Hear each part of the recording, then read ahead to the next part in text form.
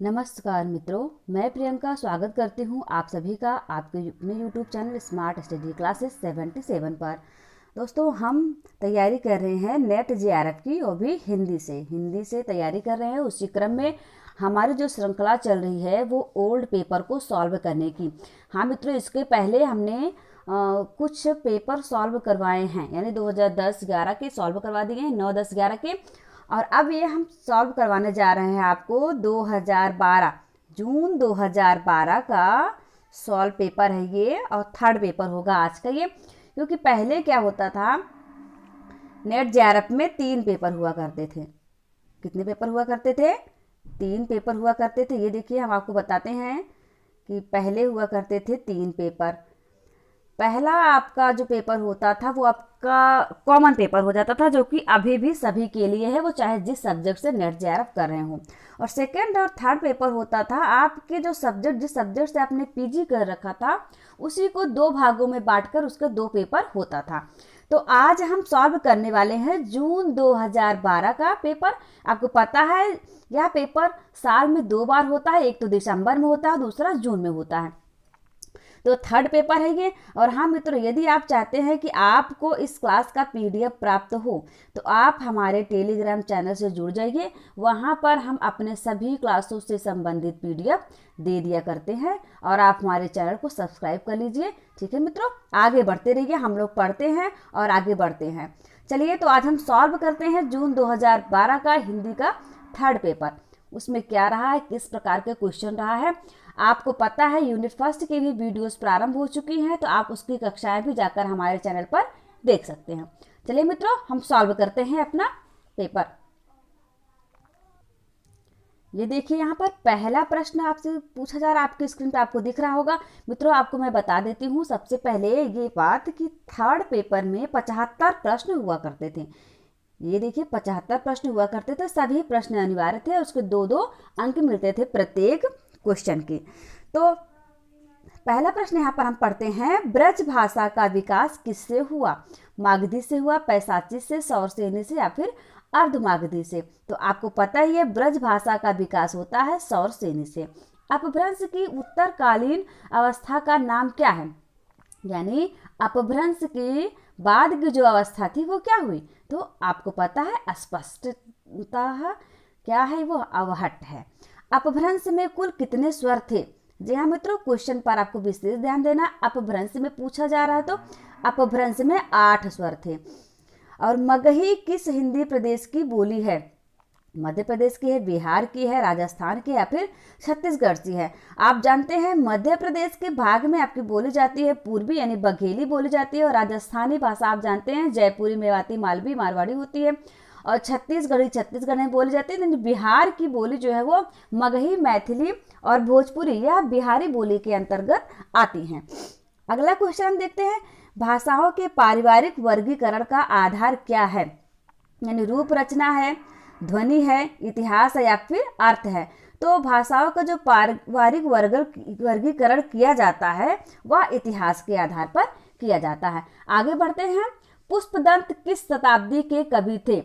8वीं शताब्दी के थे, 7वीं शताब्दी के थे, 10वीं के थे, या फिर 11वीं के थे? तो पुष्पदंत जो थे वो 10वीं शताब्दी के कवि थे। मित्रों, आपको कवियों के जन्म का क्रम जो है वो याद करना होगा, क्योंकि यह तो आपकी परीक्षा का फेवरेट क्वेश्चन है, जो रचनाओं का क्रम पूछता है, कवियों का क्रम पूछता है ना। तो अधिकतर हम क्या करते हैं, क्रम में ही गड़बड़ी करते हैं। ऐसी गड़बड़ी आपसे ना होने पाए इसलिए मैं पुराने पेपर सॉल्व करवा रही हूँ। और आप देखेंगे, यदि आपने इस पेपर को ढंग से पढ़ लिया तो आपके ज़्यादा से ज़्यादा क्वेश्चन जो होंगे वो आपकी अगली परीक्षा में हो जाएंगे। क्योंकि मैं कोई 1-2 साल का पेपर सॉल्व नहीं करवा रही हूँ, मैं लगभग 2010 से प्रारंभ करके आपको 2017 तक के पेपर सॉल्व करवाने वाली। ठीक है मित्रों, चलिए आगे बढ़ते हैं। दोहा कोश किसकी रचना है? तो दोहा कोश है आपके सरहप्पा जी की रचना।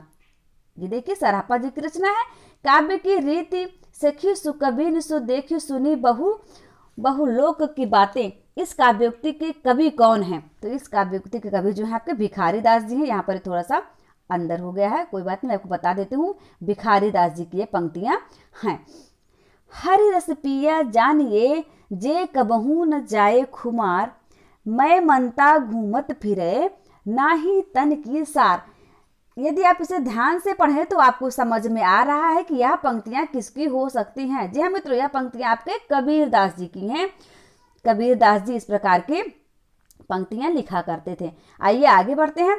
आगे आपसे पूछा गया है देव कवि की रचना कौन सी है। यहाँ पर 4 रचनाएं दी गई हैं, काव्य निर्णय, रसरास, श्रृंगार निर्णय और भाव विलास। इनमें से आपकी जो भाव विलास है वह आपके देव कवि की रचना है। साहित्य लहरी किसकी रचना है। साहित्य लहरी में आपको किसी प्रकार का कंफ्यूजन नहीं होना चाहिए। यह बहुत ही प्रसिद्ध रचना है आपके प्रिय कवि सूरदास जी की। साहित्य लहरी किसकी रचना है। सूरदास जी की रचना है। अष्टछाप की स्थापना किसने की थी। अष्टछाप की स्थापना की थी आपके विट्ठल नाथ जी ने। जी हाँ मित्रों, और सखी संप्रदाय के प्रवर्तक या संस्थापक कौन है, तो स्वामी हरिदास जी जो हैं वो सखी संप्रदाय के संस्थापक हैं। गोस्वामी तुलसीदास जी की अंतिम रचना, अब आप पहले अगर यदि थोड़ा सा ध्यान नहीं दिए, अंतिम नहीं पढ़े, आप प्रथम दृष्टि आप देखेंगे अरे विनय पत्रिका है तो तुलसीदास जी की रचना, फटाक से टिक कर देंगे। ऐसा नहीं करना आपको, पहले पूरा प्रश्न एकदम अच्छे तरीके से पढ़ना है। इस तरह से पूछा जा रहा है गोस्वामी तुलसीदास जी की अंतिम रचना कौन सी है, तो अंतिम रचना जो है वो हनुमान बाहुक है। कौन सी है। हनुमान बाहुक। मृगावती किसकी रचना है। मृगावती बताइए किसकी रचना है। उस्मान की है, कुतुबन की है, मंझन की है या फिर जायसी की है। तो मृगावती आपको कुतुबन जी की रचना है। कुतुबन, थोड़ा सा और जूम कर देते हूँ अगर आपको नहीं दिख रहा है तो ये देखिए। निम्नलिखित काव्योक्ति तुलसी की किस रचना से है। काव्योक्ति क्या है। श्रुति सम्मत हरिभक्ति पथ संयुत विरति विवेक। यह एक काव्य पंक्ति है, बताना आपको किससे है। तो यह पंक्ति जो है वो रामचरितमानस से ली गई है। रामचरितमानस यह कि जन भाषा में लिखा गया अवधी भाषा का महत्वपूर्ण महाकाव्य है। अभिधा उत्तम काव्य है, मध्य लक्षणाहीन, अधम व्यंजना रस विरस, उल्टी कहत नवीन। यह पंक्ति किसकी है। केशवदास की है, भिखारी की है, देव कवि की है या फिर चिंतामणि की है। तो यह पंक्ति है आपके प्रिय कवि देव कवि जी की, जो कि रीतिकालीन कवि थे। निम्नलिखित में से कौन सा मती राम का ग्रंथ नहीं है। बार बार आपको बताती हूँ, नहीं पर विशेष ध्यान देना है आपको। नहीं पूछा जा रहा है तो हम देखेंगे यहाँ पर कौन कौन सी रचनाएं इनकी हैं। यानी रसराज भी इनकी है, ललित ललाम इनकी है, रस विलास इनकी है, लेकिन छंदसार जो है वो मतीराम की रचना नहीं है। आगे बढ़ते हैं मित्रों। निम्नलिखित में से कौन रीति मुक्त कवि नहीं है। बोधा, ठाकुर, पद्माकर और आलम, 4 लोग हैं यहाँ पर। इनमें से आपको बताना रीति मुक्त कौन से नहीं है। जो पद्माकर हैं वो रीति मुक्त नहीं है। दंडी चरित्र किसकी रचना है। दंडी चरित्र है गुरु गोविंद सिंह की रचना है। आगे बढ़ते हैं। ज्यों ज्यों बसे जात दूर दूर प्रिय प्राण मूर, त्यों तो धसे जात मन मुकुर हमारे में। भ्रमर गीत प्रसंग से संबंधित उपरोक्त पंक्तियों के कवि कौन है। अब भ्रमर गीत को सूरदास ने भी लिखा है, नंददास ने भी लिखा है, जगन्नाथ दास रत्नाकर ने भी लिखा है। आप इसमें कंफ्यूज हो रहे होंगे कि सही कौन से हैं। तो मित्रों यहाँ पर सही जो जवाब होगा वो होगा जगन्नाथ दास रत्नाकर।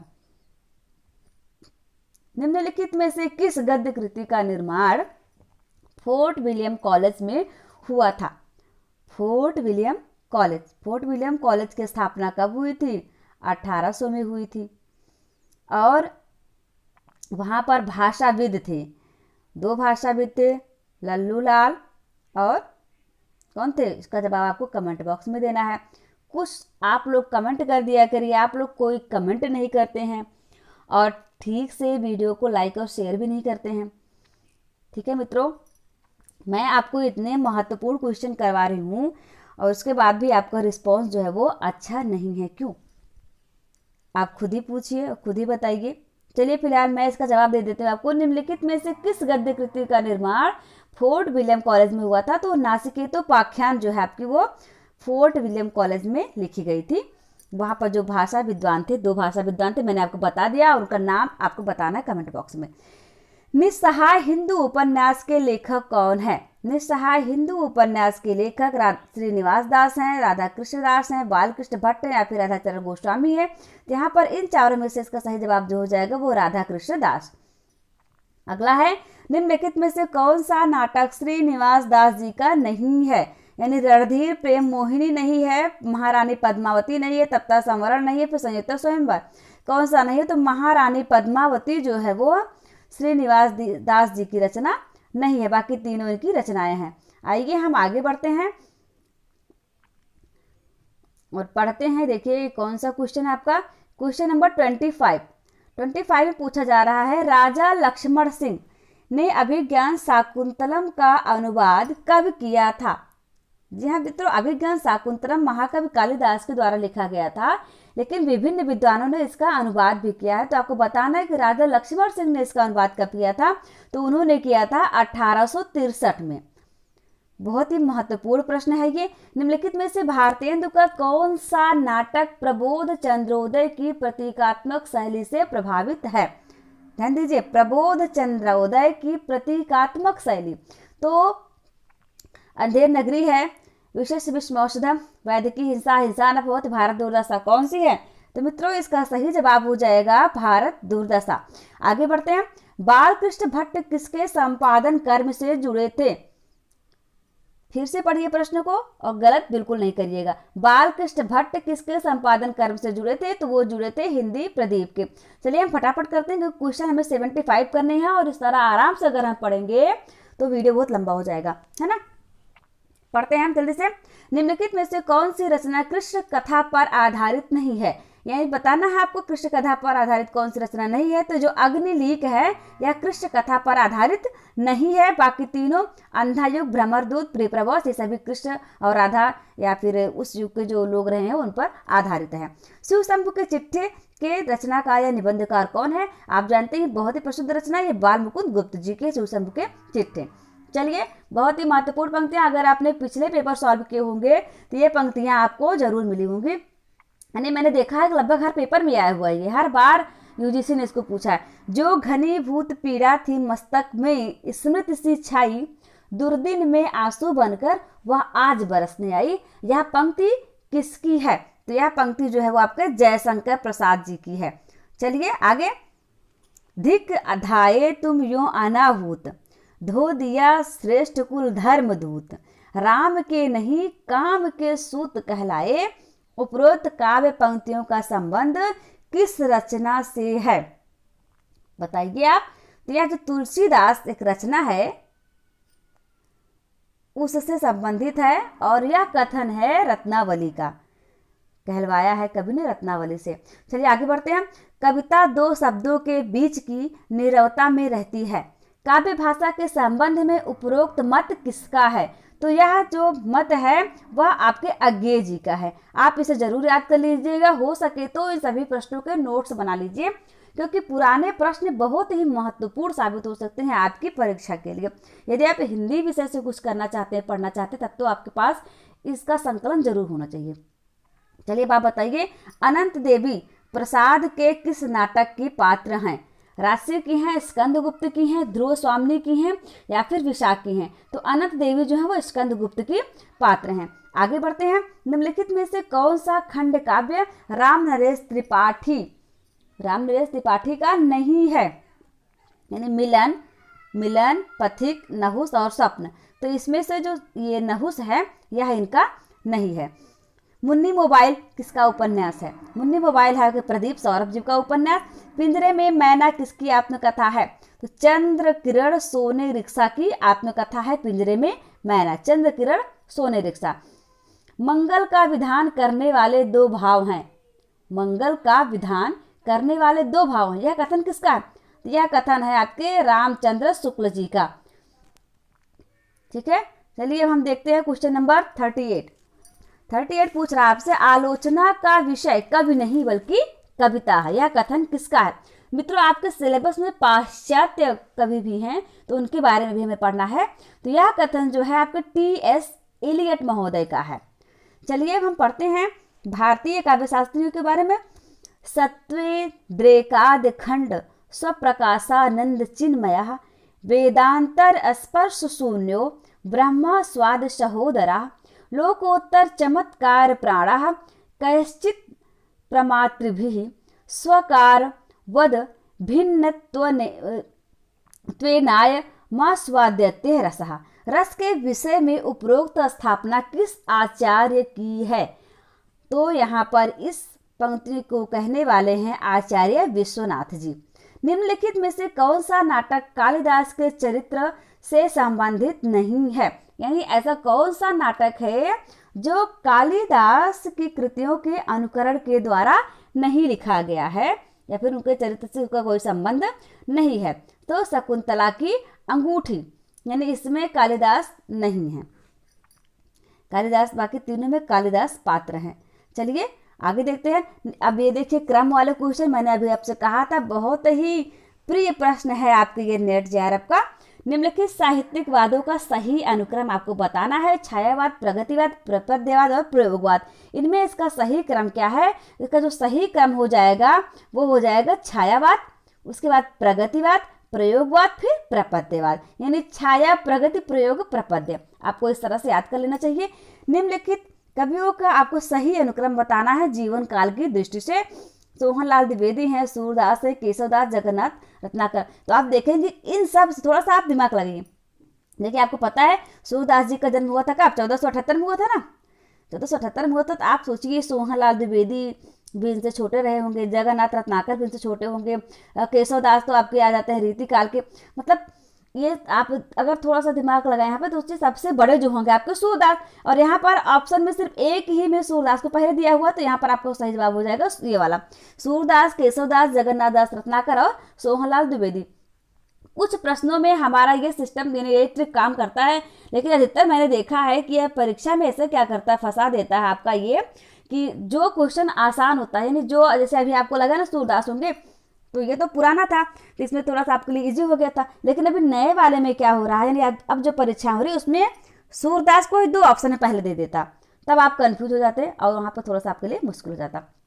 लेकिन ठीक है, हम पढ़ाई किस लिए कर रहे हैं? पढ़ाई तो हम अपने पेपर को अच्छे से सॉल्व करने के लिए कर रहे हैं, तो हम लगातार पढ़ते रहेंगे और आगे बढ़ते रहें। चलिए देखते हैं क्वेश्चन नंबर 43। रचना काल की दृष्टि से निम्नलिखित कृतियों का सही अनुक्रम क्या है? यानी कुवलयमाला कथा, राउलवेल, उक्त व्यक्ति प्रकरण और वर्ण रत्नाकर, ये सभी रचनाएं जो हैं आपकी कौन से काल की हैं? सब आदि काल की हैं। तो इसमें ये आपका सही क्रम भी ये पहला वाला ही हो जाएगा, कुवलयमाला कथा, राउलवेल, उक्त व्यक्ति प्रकरण और वर्ण रत्नाकर। ये देखिए यहाँ पर रचना काल की दृष्टि से निम्नलिखित कृतियों का सही अनुक्रम बताना, साकेत, प्रियप्रवास, तुलसीदास और कृष्णायन। यहाँ पर देखेंगे तो इसका सही जवाब हो जाएगा आपको ऑप्शन नंबर 2, यानी पहले प्रियप्रवास आएगा, फिर साकेत, फिर तुलसीदास और फिर कृष्णायन। रचना काल के आधार पर दिनकर की निम्नलिखित कृतियों का सही अनुक्रम क्या है? देखिए यहाँ पर 4 दिए गए, दिनकर की डायरी, वट पीपल, संस्कृति के 4 अध्याय, मिट्टी की ओर। तो सही जवाब जो होगा, सबसे पहले इन्होंने क्या लिखा था? मिट्टी की ओर लिखा था। मिट्टी की ओर, संस्कृति के 4 अध्याय, वट पीपल और दिनकर की डायरी। यहाँ पर इन रचनाओं में सबसे पहले मैं बात कर रही हूँ, ना कि उनकी पहली रचना मिट्टी की ओर। ठीक है। रचना काल की दृष्टि से निम्नलिखित उपन्यासों का सही अनुक्रम आपको बताना है। चित्रलेखा, विराटा की पद्मिनी, बूंद और समुद्र, सुहाग की नुपुर। इसका जो सही अनुक्रम हो जाएगा ऑप्शन नंबर बी, यानी सबसे पहले विराटा की पद्मिनी, फिर चित्रलेखा, बूंद और समुद्र, उसके बाद सुहाग के नुपुर। चलिए हम आगे बढ़ते हैं और लगातार अपने प्रश्नों को हम सॉल्व करते जाते हैं। रचना काल की दृष्टि से प्रेमचंद के उपन्यासों का सही अनुक्रम बताइए। प्रेमचंद तो बहुत ही इंपॉर्टेंट है और हर बार उनसे कोई ना कोई प्रश्न अवश्य पूछा जाता है। तो यहाँ पर सही जवाब उसका हो जाएगा कौन सा? सेवा सदन। कब आया था? यह आया था 1918 में, रंगभूमि 1925 में, गबन 1931 में और गोदान आप जानते हैं 1936 में। यह इनकी रचनाओं का सही अनुक्रम है। आगे बढ़ते हैं। रचना काल की दृष्टि से निम्नलिखित कहानियों का सही अनुक्रम क्या है? बड़े भाई साहब, वापसी, डेफोडिल जल रहे हैं, पाल गोमरा का स्कूटर। तो इसका सही जवाब भी यही वाला हो जाएगा। कौन सा? बड़े भाई साहब, वापसी, डेफोडिल जल रहे हैं और पाल गोमरा का स्कूटर। मैंने देखा पिछले 2-3 वर्षों में, यानी 2012 के पहले मैंने सॉल्व करवाए हैं 11, 10 और 9 के, उन सब में पाल गोमरा का स्कूटर किसी ना किसी प्रकार से पूछा ही गया है, अधिकतर प्रश्न जो है वो आपके रिपीट हुए हैं। चलिए आगे बढ़ते हैं। रचना काल की दृष्टि से सुरेंद्र वर्मा के नाटकों का सही अनुक्रम क्या है? सही अनुक्रम है इसका द्रौपदी, आठवां सर्ग, छोटे सैयद, बड़े सैयद और शकुंतला की अंगूठी। रचना काल की दृष्टि से निम्नलिखित कृतियों का सही अनुक्रम क्या है? सही अनुक्रम में मैं आपको बताते चलती हूँ। पल्लव, कामायनी, दीपशिखा और कुकुरमुत्ता, ये सभी रचनाएं किसकी हैं? निराला की है ना। ये कुकुरमुत्ता और पल्लव, बताइए आप भी कुछ जवाब। कामायनी जयशंकर प्रसाद की है, दीपशिखा महादेवी वर्मा की है, कुकुरमुत्ता निराला की है ना। रचना काल के आधार पर आगे की निम्नलिखित रचनाओं का सही अनुक्रम क्या होगा? आंगन के पार द्वार, हरी घास पर क्षणभर, भग्नदूत, बावरा, अहेरी। सही अनुक्रम इसका होगा भग्नदूत, उसके बाद हरी घास पर क्षणभर, फिर बावरा, अहेरी, उसके बाद आंगन के पार द्वार। जीवन काल की दृष्टि से निम्नलिखित रचनाकारों का सही अनुक्रम बताना है आपको। सबसे पहले हुआ करते थे आपके श्रीधर पाठक, फिर आते हैं मैथिली सर्वगुप्त, फिर दिनकर और उसके बाद अज्ञेय। चलिए देखते हैं अब और प्रश्न को। रचना काल की दृष्टि से निम्नलिखित कविताओं का सही अनुक्रम बताना है। कविताएं कौन कौन सी हैं? अंधेरे में, असाध्य वीणा, सरोज स्मृति और पटकथा। इसका जो सही अनुक्रम हो जाएगा वह होगा सरोज स्मृति, ये निराला की है, असाध्य वीणा उनकी अज्ञेय जी की है, अंधेरे में मुक्तिबोध की है, ठीक है। उसके बाद पटकथा आ जाती है। रचना काल की दृष्टि से निम्नलिखित कृतियों का सही अनुक्रम आपको बताना है। सतरंगे पंखों वाली, युग की गंगा, फूल नहीं रंग बोलते हैं, मिट्टी की बारात। इसका सही जवाब हो जाएगा युग की गंगा, सतरंगे पंखों वाली, फूल नहीं रंग बोलते हैं और मिट्टी की बारात। चलिए हम आगे बढ़ते हैं। क्वेश्चन नंबर 55, ब्राह्मी लिपि के विकास का अनुक्रम क्या है? यानी ब्राह्मी लिपि किस प्रकार से विकसित होते हुए देवनागरी लिपि तक पहुंची? तो उसका सही अनुक्रम है ब्राह्मी लिपि, उसके बाद गुप्त लिपि, फिर कुटिल लिपि, उसके बाद देवनागरी लिपि। ठीक है मित्रों, यह इसका सही अनुक्रम होगा।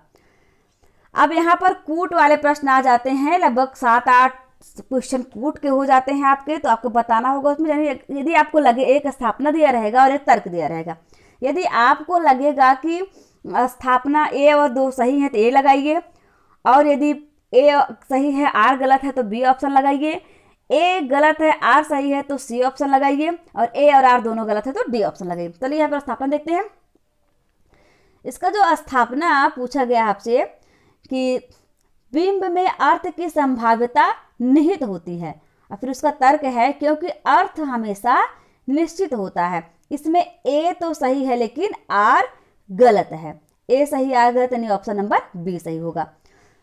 फिर देखते हैं, जिस प्रकार आत्मा की मुक्तावस्था ज्ञान दशा कहलाती है, उसी प्रकार हृदय की मुक्तावस्था रस दशा कहलाती है। इसका तर्क दिया हुआ है क्योंकि कविता में कवि हृदय लोक सामान्य की भूमि पर पहुंच जाता है। इसमें इसका जवाब जो होगा वो दोनों ही सही हैं। चलिए आगे बढ़ते हैं। प्रेमचंद यथार्थवाद से आदर्शवाद को श्रेष्ठ समझते थे, क्यों? यानी उसका तर्क दिया हुआ है क्योंकि आदर्शवाद उनकी दृष्टि में संपूर्ण जीवन दृष्टि है। यहाँ पर ए सही है लेकिन आर गलत है। चलिए हम आगे देखते हैं। कला मात्र के लिए वही साहित्य हो सकता है जो विचार शून्य हो, क्योंकि कला विचारों से पलायन है। यहाँ पर ये दोनों ही गलत हैं। कहानी छोटे मुंह बड़ी बात करती है, क्योंकि तर्क देखिए इसका, कहानी लघु जीवन खंड के माध्यम से एक संपूर्ण जीवन बोध या सत्य को प्रकाशित करती है। इसमें क्या होता है, दोनों आपका सही है, ये दोनों सही हैं। नाटक केवल चाक्षुष यज्ञ है, क्योंकि आधुनिक मान्यता है कि नाटक में दृश्य की तुलना में श्रव्य तत्व कम महत्वपूर्ण होता है। इसमें आपको ये दोनों ही गलत हो जाएंगे। साहित्य जन समूह के हृदय का विकास है, और इसका तर्क है क्योंकि साहित्य का लक्ष्य केवल मनुष्य का चरित्र निर्माण करना है। क्या ऐसा है बताइए आप। क्वेश्चन नंबर 62, तो इसमें ए सही है लेकिन आर गलत है। काव्य आत्मा की संकल्पनात्मक अनुभूति है, जिसका संबंध विश्लेषण, विकल्प या विज्ञान से नहीं है। इसका तर्क दिया गया क्योंकि विज्ञान का संबंध संवेदना से नहीं होता है।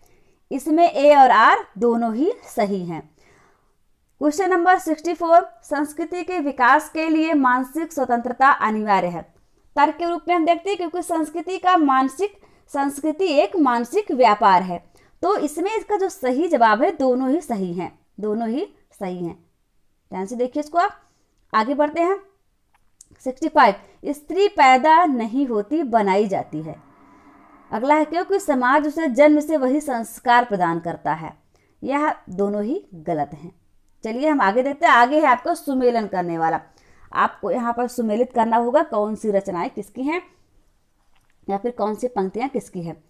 ये देखिए यहाँ पर पंक्ति दी गई है, शलभ मैं शाप मैं वर हूँ। यह पंक्ति किसकी है? यह पंक्ति है आपकी महादेवी वर्मा जी की। दुख ही जीवन की कथा रही, आप जानते हैं निराला जी की ऐसी कथा रही है। और वियोगी होगा पहला कवि, वियोगी होगा पहला कवि, यह होगा आपको सुमित्रानंदन पंत जी का। और जीवन वो जो बीत गई सो बात गई, वो किसकी है? हरिवंश राय बच्चन जी की। चलिए हम आगे क्रम देख लेते हैं। ये देखिए यहाँ पर आगे आपका ये वाला, यहाँ पर भी सुमेलित करना है, आपको बताना है ये पात्र जो है कौन से नाटक के हैं। मल्लिका किस नाटक की पात्र है? आपने पढ़ा होगा कि नहीं पढ़ा बताइए। आपके सिलेबस में आपको उपन्यास, कहानियाँ और नाटक हर चीज़ दिए गए हैं। तो मल्लिका जो है वो आषाढ़ के एक दिन की पात्र है ना, याद आया कि नहीं। और देवसेना स्कंदगुप्त की पात्र हैं। देखिए यहाँ पर शीलवती पात्र हैं सूर्य की अंतिम किरण से सूर्य की पहली किरण तक, और शर्मिष्ठा पात्र हैं देहांतर की। ये मैच करिए आप। रतिनाथ की चाची, यानी उपन्यास और लेखक दिया हुआ, तो रतिनाथ की चाची किसका उपन्यास है? रतिनाथ की चाची आपके नागार्जुन जी का उपन्यास है ना। और परती परिकथा यह फणीश्वर नाथ रेणु की है। कब तक पुकारूं आप जानते हैं रांगे राघव की है। और पानी के प्राचीर रामदरस मिश्र की है। और सॉल्व करते हैं। यहाँ पर कवि और कृति बताना है। कवि हैं आपके चिंतामणि, और उनकी रचना कौन है? ये देखिए चिंतामणि की रचना है कविकुल कल्पतरु, और मतीराम की रचना है वृत्त कौमुदी। भूषण की रचना है छत्रसाल दशक, और बोधा की रचना है विरह वारिश। ये आचार्य हैं और उनके सिद्धांत है। कौन से आचार्य ने किस सिद्धांत का प्रतिपादन किया? तो कि वल्लभाचार्य जी ने कौन सा सिद्धांत दिया था? वल्लभाचार्य जी शुद्ध थे, यानी वल्लभाचार्य ने शुद्धाद्वैतवाद का सिद्धांत दिया था। निम्बारकाचार्य ने द्वैताद्वैतवाद सिद्धांत दिया था। रामानुजाचार्य ने विशिष्टाद्वैत, यानी रामानुज तो विशिष्ट थे। मध्वाचार्य द्वैतवाद। थोड़ा सा ट्रिक से आप इसे याद करिए, जरूर याद हो जाएगा। चलिए हम आगे आखिरी के 5 प्रश्नों को और देखते हैं। यहाँ पे सुमेलन करना है कृति और कवि में। यानी चंदायन किसकी कृति है बताइए, आपको पता होगा कि नहीं। ये आदिकालीन रचनाएं हैं, आदिकालीन कृतियां हैं। चंदायन किसकी है? तो चंदायन है आपके मुल्ला दाऊद जी की। चलिए देखते हैं इनको हम। चंदायन मुल्ला दाऊद की हो गई। और मृगावती, मृगावती तो कुतुबन की है, इसको सभी जानते हैं। अखरावट सर्वप्रसिद्ध रचना है जायसी जी की। और मधुमालती है मंझन की। मामा मैच कर लीजिए।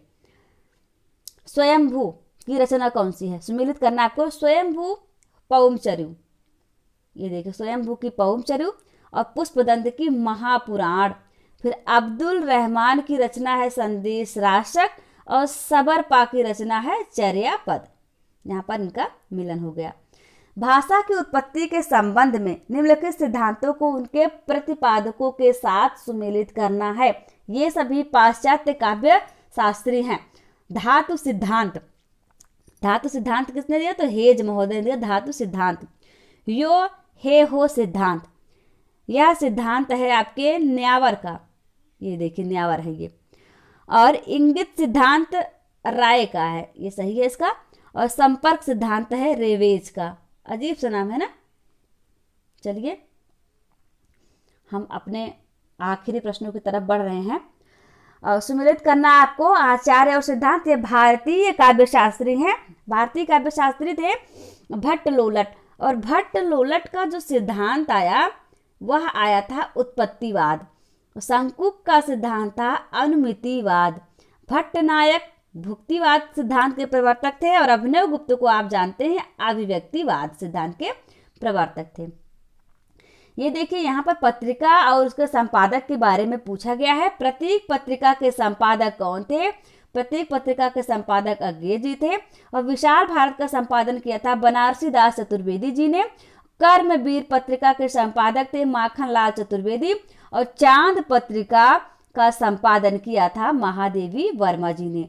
मित्रों यह रहे आज के प्रश्न।